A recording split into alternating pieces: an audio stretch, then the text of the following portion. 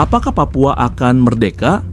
Men, ini bukan cuma pertanyaan politik, tapi juga luka sejarah yang udah puluhan tahun nggak pernah sembuh. Jarang ada yang berani bahas fakta sesungguhnya tentang siapa yang untung, siapa yang dirugikan, dan kenapa isu Papua nggak pernah benar-benar selesai sampai sekarang.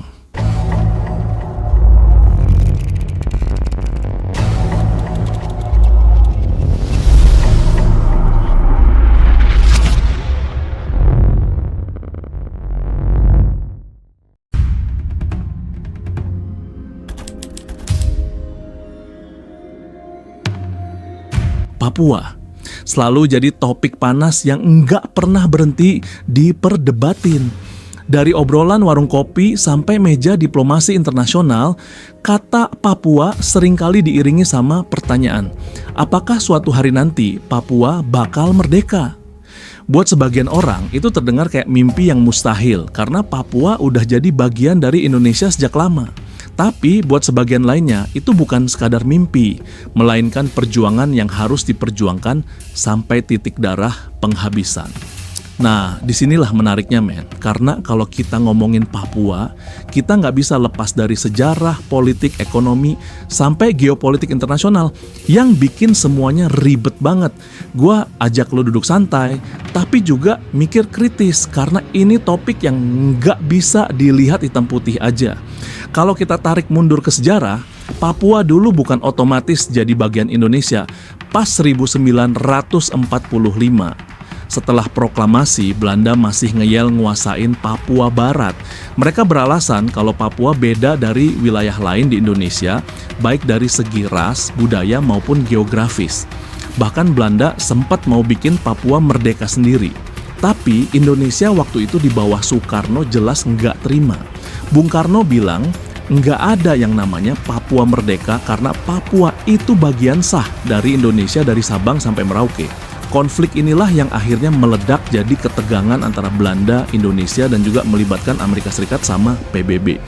Jadi sejak awal aja men, status Papua udah rumit, penuh tarik ulur, dan jadi rebutan banyak pihak. Nah, masuk ke tahun 1960-an, lo pasti pernah dengar soal Trikora. Itu pidato Bung Karno yang intinya mau merebut Papua dari tangan Belanda. Indonesia waktu itu udah siap habis-habisan, bahkan nyiapin operasi militer besar-besaran. Tapi di belakang layar ada politik tingkat tinggi. Amerika Serikat yang waktu itu lagi perang dingin sama Uni Soviet nggak mau Indonesia jatuh ke pelukan komunis. Jadi mereka ikut campur, hasilnya lahirlah perjanjian New York tahun 1962 yang bilang Papua Barat bakal diserahkan ke PBB dulu, baru kemudian ke Indonesia dengan syarat ada penentuan nasib sendiri atau yang kita kenal dengan Act of Free Choice tahun 1969. Nah, disinilah masalah besar dimulai. Kenapa? Karena Act of Free Choice alias penentuan pendapat rakyat itu nggak benar-benar dilakukan secara bebas.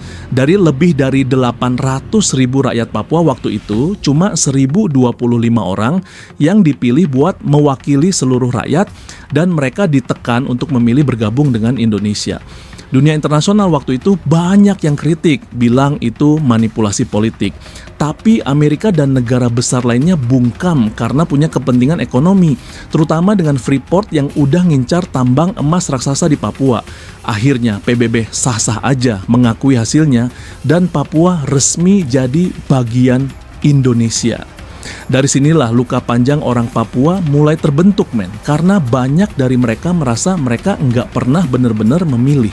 Sejak saat itu muncul gerakan-gerakan pro kemerdekaan di Papua. Ada OPM, Organisasi Papua Merdeka, yang sampai sekarang masih berjuang dengan senjata maupun diplomasi. Mereka menganggap Papua bukan bagian alami dari Indonesia, tapi dipaksa masuk. Dan perjuangan mereka bukan cuma di dalam negeri men, tapi juga sampai ke luar negeri. Di forum internasional ada beberapa negara di Pasifik kayak Vanuatu yang sering bersuara lantang soal hak rakyat Papua. Bahkan ada juga ULMWP, United Liberation Movement for West Papua, yang jadi semacam wadah diplomasi internasional buat memperjuangkan kemerdekaan Papua. Jadi, jangan kira isu Papua cuma soal dalam negeri, men, tapi udah jadi perhatian global. Tapi di sisi lain, Indonesia juga punya argumen kuat. Indonesia bilang Papua itu sah jadi bagian dari NKRI karena udah masuk ke wilayah yang diwariskan dari Hindia Belanda. Selain itu, Indonesia udah invest banyak banget di Papua, dari pembangunan jalan, jembatan, sekolah, sampai program otonomi khusus yang katanya buat mempercepat pembangunan Papua. Nah, tapi masalahnya banyak orang Papua ngerasa pembangunan itu nggak bener-bener mereka nikmatin. Yang makin bikin panas adalah soal tambang emas Freeport di Grasberg. Tambang itu jadi salah satu tambang emas terbesar di dunia, tapi rakyat Papua sering merasa cuma jadi penonton, sementara hasilnya dibawa keluar. Jadi ada kesan bahwa Papua kaya raya, tapi orang Papua tetap miskin. Men, lo pasti mikir sekarang, kalau gitu apa mungkin Papua merdeka? Jawabannya ribet. Dari sisi hukum internasional, peluang itu kecil banget karena PBB udah mengakui Papua sebagai bagian Indonesia. Negara-negara besar juga jarang mau dukung kemerdekaan Papua karena mereka punya kepentingan dagang dan politik sama Indonesia. Tapi dari sisi politik lokal, semangat kemerdekaan itu nggak pernah mati. Buktinya, tiap tahun masih ada demo, masih ada bendera bintang kejora yang dikibarin, masih ada konflik bersenjata antara TNI Polri dan kelompok bersenjata Papua. Jadi, walau kecil di level global, isu ini tetap hidup di level akar rumput. Nah, yang sering jarang dibahas, men, adalah faktor psikologi sosial. Banyak orang Papua ngerasa mereka bukan bagian dari Indonesia dalam arti sebenarnya. Mereka merasa beda secara budaya, beda secara fisik, bahkan sering diskriminasi. Lo mungkin pernah dengar cerita mahasiswa Papua di Jawa yang diperlakukan nggak adil. Dipanggil dengan kata-kata rasis, itu bikin luka makin dalam. Jadi buat orang Papua, kemerdekaan bukan cuma soal politik, tapi juga soal harga diri, soal diakui sebagai manusia yang sama. Inilah kenapa semangat merdeka itu masih ada. Walau dunia bilang susah, tapi apakah Papua bakal benar-benar merdeka? Gue bilang, men, itu tergantung beberapa hal. Pertama, konsolidasi internal Papua sendiri, karena faktanya rakyat Papua nggak semuanya satu suara. Ada yang pro kemerdekaan, ada yang pro NKRI, ada juga yang cuma pengen hidup damai dan sejahtera tanpa peduli status politik. Kedua, tekanan internasional. Kalau ada momentum besar, kayak pelanggaran HAM yang benar-benar bikin dunia gempar, bisa aja dukungan internasional makin besar. Ketiga, sikap pemerintah Indonesia. Kalau pemerintah bisa benar-benar bikin Papua sejahtera, kasih keadilan dan perlakuan yang manusiawi, mungkin isu kemerdekaan bisa makin melemah. Tapi kalau masih ada ketidakadilan, ya api itu bakal terus menyala. Lo tahu nggak, men, Papua itu ibarat permata yang diperebutkan di meja besar geopolitik. Bayangin aja, sumber daya alam di Papua itu luar biasa. Bukan cuma emas dan tembaga di tambang Grasberg, tapi juga cadangan gas alam cair LNG di Tangguh, cadangan minyak, sampai hutan tropis yang jadi paru-paru dunia. Di era sekarang, semua itu bukan sekadar kekayaan, tapi juga kartu truf buat politik global. Negara besar kayak Amerika Serikat, Cina, dan Australia sama-sama punya kepentingan di Papua. Dan inilah alasan kenapa isu Papua, merdeka atau tidak, selalu dilihat dari kacamata global, bukan cuma lokal. Ambil contoh Amerika Serikat. Freeport-McMoRan, perusahaan tambang asal AS, udah puluhan tahun menguasain Grasberg, salah satu tambang emas terbesar di dunia. Walaupun sekarang sahamnya udah sebagian besar diambil alih Indonesia lewat Inalum, tapi hubungan bisnis AMS di Papua masih besar banget. Lu pikir Amerika mau dukung Papua merdeka? Susah, men, karena kalau Papua merdeka, bisa aja kontrak bisnis berubah total, dan itu bikin rugi perusahaan besar mereka.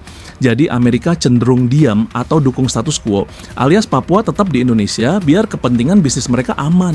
Sekarang kita geser ke Cina. Cina itu gila-gilaan butuh sumber daya buat ngasih makan industrinya yang gede banget.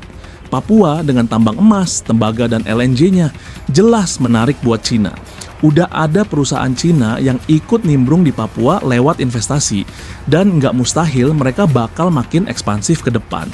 Lo tahu kan men, Cina punya strategi Belt and Road Initiative, BRI, alias Sabuk Jalan Sutra Baru yang tujuannya bikin jaringan ekonomi dari Asia sampai Eropa. Papua punya posisi strategis di Pasifik, deket banget sama jalur pelayaran internasional.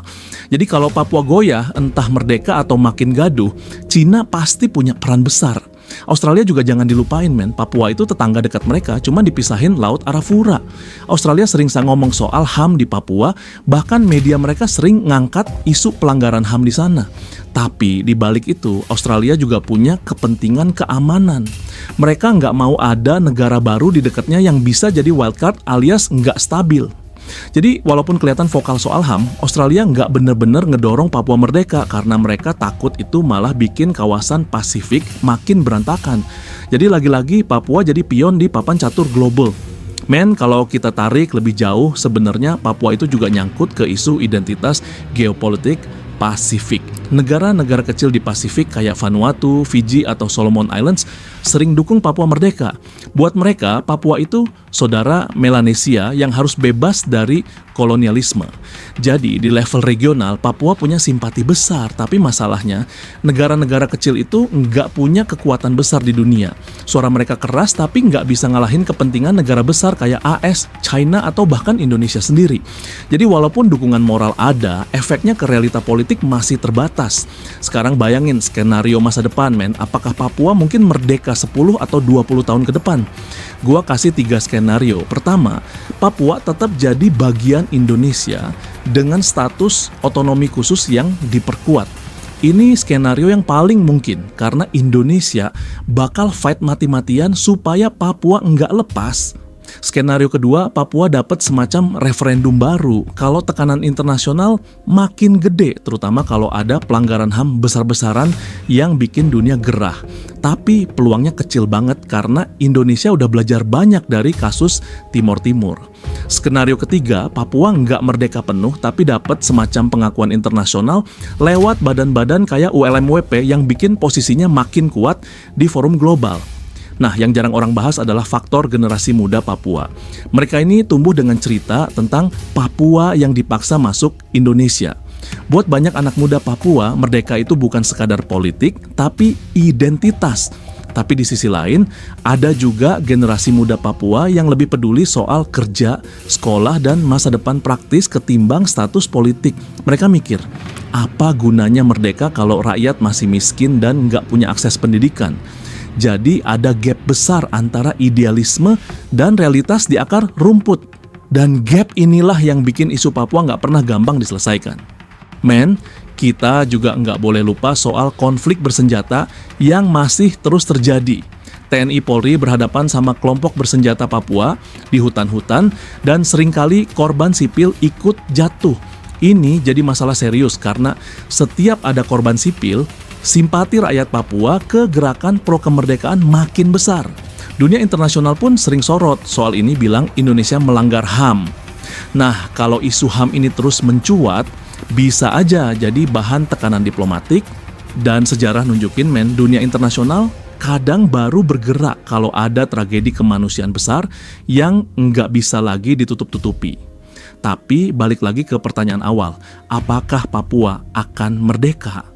Realitanya kecil kemungkinan dalam waktu dekat. Indonesia punya pegangan kuat secara hukum internasional, punya kekuatan militer, dan punya kepentingan besar banget buat tetap mempertahankan Papua. Negara-negara besar juga lebih pilih status quo daripada risiko politik baru. Tapi semangat merdeka di hati sebagian rakyat Papua itu nggak bisa dimatiin begitu aja. Itu ibarat api kecil yang terus dijaga, men.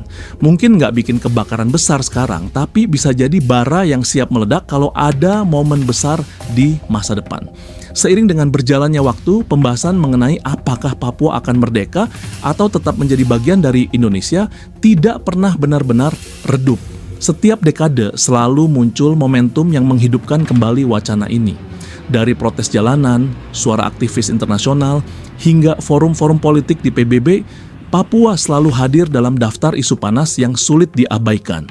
Namun, ada hal yang sering luput dari pembahasan publik, bahwa persoalan Papua tidak semata-mata tentang keinginan politik atau tuntutan kedaulatan, melainkan juga soal luka sejarah, persoalan keadilan, distribusi kesejahteraan, hingga identitas yang masih terasa rapuh dalam ikatan keindonesiaan.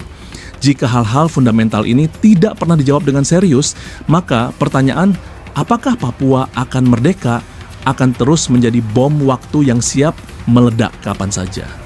Banyak orang menganggap bahwa isu Papua hanyalah soal politik separatisme, padahal kenyataannya jauh lebih kompleks. Sejak integrasi Papua ke Indonesia pada tahun 1969 melalui mekanisme yang dikenal dengan PEPERA, penentuan pendapat rakyat, muncul kontroversi besar. Hanya 1.025 orang yang dipilih sebagai perwakilan di bawah pengawasan militer untuk menyatakan bergabung dengan Indonesia. Hingga kini proses itu dianggap tidak adil dan cacat hukum oleh banyak pihak, termasuk beberapa pengamat internasional. Bagi sebagian besar rakyat Papua, luka itu tidak pernah benar-benar sembuh. Mereka merasa dipaksa, bukan dipilihkan jalan, dan itulah akar dari berbagai tuntutan kemerdekaan yang masih terus hidup sampai hari ini. Namun, di balik semua itu, dunia modern melihat Papua dengan kacamata yang berbeda. Papua adalah salah satu wilayah terkaya di dunia dalam hal sumber daya alam, emas, tembaga, nikel, hutan, dan laut yang melimpah. Freeport menjadi simbol eksploitasi itu, di mana tambang Grasberg tercatat sebagai salah satu tambang emas terbesar di dunia. Nilai ekonominya mencapai ratusan triliun rupiah setiap tahun, tapi pertanyaannya, seberapa banyak dari kekayaan itu yang benar-benar dirasakan oleh masyarakat Papua sendiri? Ketidakadilan distribusi inilah yang menambah bara api dalam perjuangan mereka. Papua merasa kaya di atas kertas tetapi miskin di kehidupan nyata. Fakta lain yang jarang dibahas adalah bahwa banyak negara besar sebenarnya mengamati Papua dengan seksama. Amerika Serikat, Australia, hingga negara-negara di Pasifik sering disebut punya kepentingan di sana. Papua bukan hanya soal emas dan tambang, tetapi juga jalur strategis di kawasan Asia Pasifik.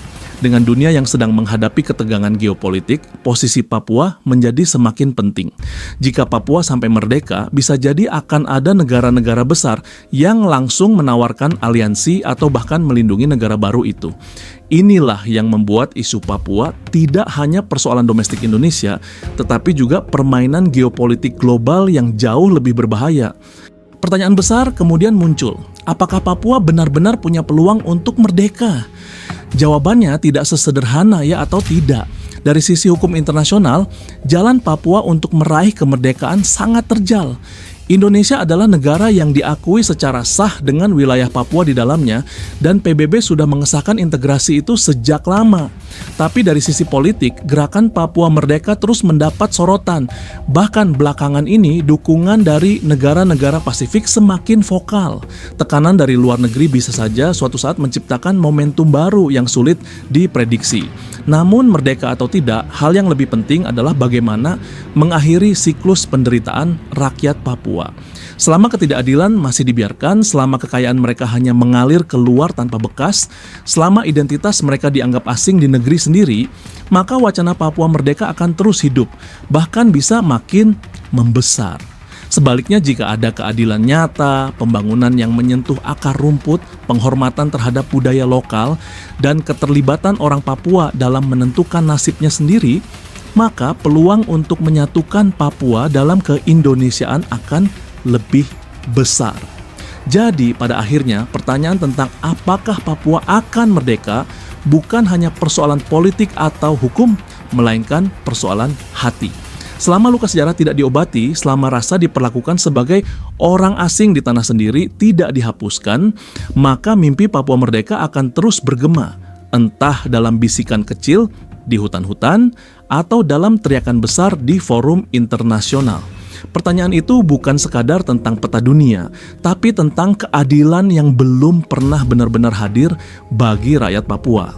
Kesimpulannya, persoalan Papua bukan hanya tentang bendera, politik, atau status hukum internasional, melainkan tentang keadilan yang belum sepenuhnya hadir.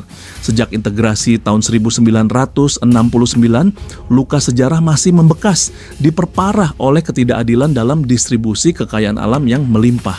Papua kaya raya, namun masyarakatnya seringkali merasakan kemiskinan dan keterpinggiran.